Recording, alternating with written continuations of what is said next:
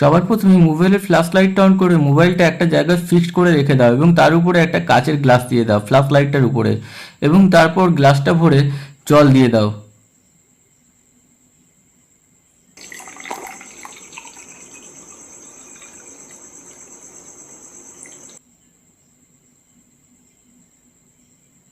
জল ভরা হয়ে গেলে 1 টেবিল চামচ মতো নুন এই গ্লাসটার মধ্যে ঢেলে দাও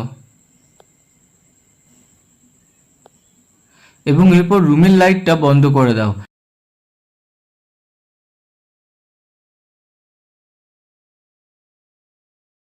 এরপর তুমি একটুখানি হলুদ নিয়ে এই গ্লাসটার ঠিক উপরে হালকা হালকা করে হলুদ থেকে ঢেলে দাও। তারপর দেখো ফাইনাল রেজাল্টটা।